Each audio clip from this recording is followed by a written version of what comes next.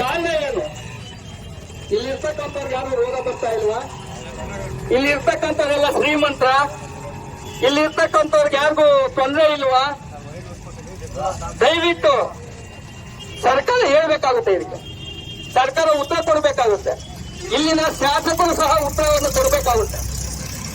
ಇಲ್ಲಿ ವೈದ್ಯರ ಕೊರತೆ ಕಾರಣ ಏನಂದ್ರೆ, ಇಲ್ಲೇ ಇರ್ತಕ್ಕಂಥ ಇದೇ ತಾಲೂಕಿನ ವೈದ್ಯರಾದಂತ ಕಿರಣ್ ಅವರು ಅವರ ಈ ರಾಜಕೀಯ ಪ್ರೇರಿತವಾಗಿ ಇಲ್ಲಿ ನಡ್ಕೊಂತಾ ಇರೋ ರೀತಿಯಿಂದ ಡಾಕ್ಟರ್ಗಳು ಇಲ್ಲಿ ಯಾರು ಬರ್ತಾ ಇಲ್ಲ. ಡಾಕ್ಟರ್ಗಳು ಬಂದು ತುಂಬಾ ದಿನ ಇಲ್ಲಿ ಉಳಿತಾ ಇಲ್ಲ. ಕಾರಣ ಅವರು ಬಂದಿರ್ತಕ್ಕಂಥ ವೈದ್ಯರು ಆ ಸನ್ಮಾನ್ಯ ಡಾಕ್ಟರ್ ಕಿರಣ್ ಅವರ ಮಾತನ್ನು ಕೇಳಬೇಕು. ಅವ್ರು ಹೇಳ್ದಂಗೆ ನಡಿಬೇಕು. ಅವ್ರು ಹೇಳ್ದಂಗೆ ನಡಿಲಿಲ್ಲ ಅಂದ್ರೆ ಇಲ್ಲಿ ಕೆಲಸ ಮಾಡಕ್ ಆಗೋದಿಲ್ಲ. ಅವ್ರ ಕಾರಣ ಇಲ್ಲಿ ಡಾಕ್ಟರ್ ಕೆಲಸ ಮಾಡ್ತಾ ಇದ್ದಾರೆ ಸುಮಾರು ವರ್ಷಗಳಿಂದ. ಕಿರಣ್ ಅವ್ರಿಗೆ ಕೇಳಕ್ ಇಚ್ಛೆ ಪಡ್ತೀನಿ, ನಿಮಗೆ ರಾಜಕೀಯ ಇಚ್ಛಾಶಕ್ತಿ ಇದ್ರೆ ಡಾಕ್ಟರ್ ಕೆಲಸಕ್ಕೆ ರಾಜೀನಾಮೆ ಕೊಟ್ಟುಬಿಟ್ಟು ಪಾಗೋಡಿನ ತಾಲೂಕಿನಲ್ಲಿ ಬಂದು ಯಾವುದೋ ಒಂದು ರಾಜಕೀಯ ಪಕ್ಷದಲ್ಲಿ ನೀವು ಜನಪ್ರತಿನಿಧಿಯಾಗಿ ಕೆಲಸ ಮಾಡಿ, ಅಲ್ಲ ಪಕ್ಷದ ಪದಾಧಿಕಾರಿಯಾಗಿ ಕೆಲಸ ಮಾಡಿ. ನೀವು ಈ ತಾಲೂಕಿನಲ್ಲೇ ಬಡ ಏನು ನಮ್ಮ ಔಷಧಿ ಮತ್ತೆ ಜನೌಷಧಿ ಕೇಂದ್ರ ಅಂತ ಹೇಳ್ಕೊಂಡು ನಮ್ಮ ನರೇಂದ್ರ ಮೋದಿ ಅವರು ಜನೌಷಧಿ ಕೇಂದ್ರ ಒಳ್ಳೆ ಇದು ಅಂತ ಹೇಳಿ ಒಳ್ಳೆ ಸ್ಕೀಮ್ ತಂದ್ರೆ 4 ದಿವಸಕ್ಕೆ ಒಂದ್ಸತಿ ಔಷಧಿ ಕೇಂದ್ರ ತೆಗಿತಾರೆ. ಮತ್ತೆ ಎಲ್ಲಾ ಮೆಡಿಸಿನ್ಸ್ ಎಲ್ಲ ಹೊರಗಡೆಯಿಂದ ಲ್ಯಾಬ್ ಟೆಕ್ನಿಷಿಯನ್ಸ್ ಇದ್ರು ಎಲ್ಲ ಡಯಾಗ್ನೋಸಿಸ್ ಸೆಂಟರ್ಸ್ಗೆ ಕಳ್ಸೋದು.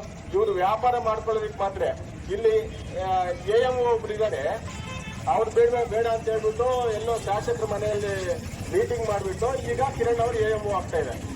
ಯಾಕೆ ನಿಮ್ಗೆ ಕಿರಣ್ ಅವರಿಗೆ ನಿಮ್ಗೆ AMO ಇಲ್ಲಿ? ನಿಮ್ಮಿಂದ ತಾನೇ 6 ಜನ ಸತ್ತೋಗಿದ್ದು. ಇಲ್ಲಿ 6 ಜನ ಸತ್ತೋಗಿದ್ದು ನೀವಿದ್ದಾಗಲೇ ತಾನೆ.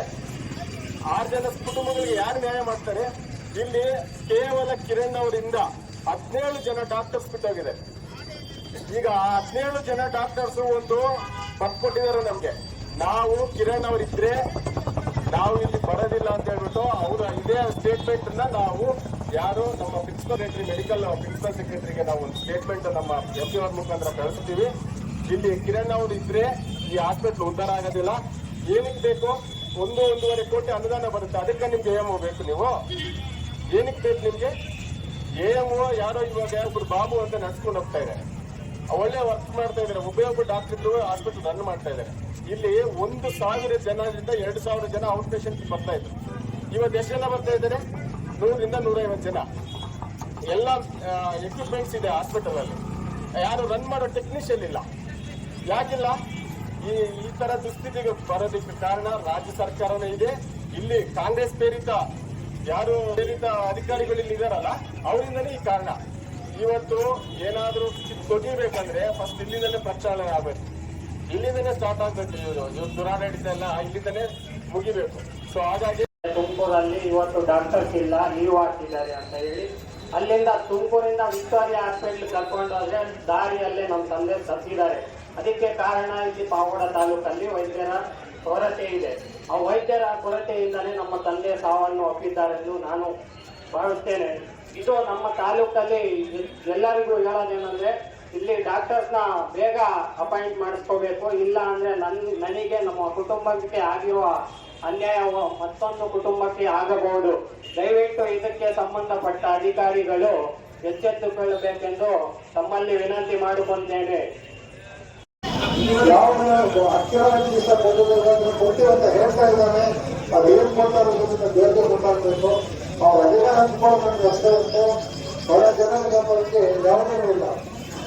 BJP ಗವರ್ಮೆಂಟ್ ಇದ್ದಾಗ ರೈತ ಮಕ್ಕಳಿಗೆ ವಿದ್ಯಾರ್ಥಿ ಅಂತ ಹೇಳ್ಬಿಟ್ಟು ವಿದ್ಯಾರ್ಥಿ ಅಂತ ಹೇಳ್ಬಿಟ್ಟು ರೈತ ಮಕ್ಕಳಿಗೆ ಸಾಲ ಕೊಡ್ತಾ ಇದ್ರು. ಮತ್ತೆ 1 ವರ್ಷಕ್ಕೊಂದ್ಸಲ 6,000 ರೂಪಾಯಿ ರೈತರಿಗೆಲ್ಲ ದುಡ್ಡು ಹಾಕ್ತಾ ಇದ್ರು. ಈ ರೈತರ ಬಗ್ಗೆ ಕಾಳಜಿ ಇಲ್ಲ, ಯಾವುದನ್ನು ಎಲ್ಲ ರೈತರು ಸಕ್ಕರೆ ಬಂದು ನೋಡ್ತಾ ಇದ್ದಾರೆ. ಎಲ್ಲರೂ ಗೊತ್ತಿಲ್ಲ.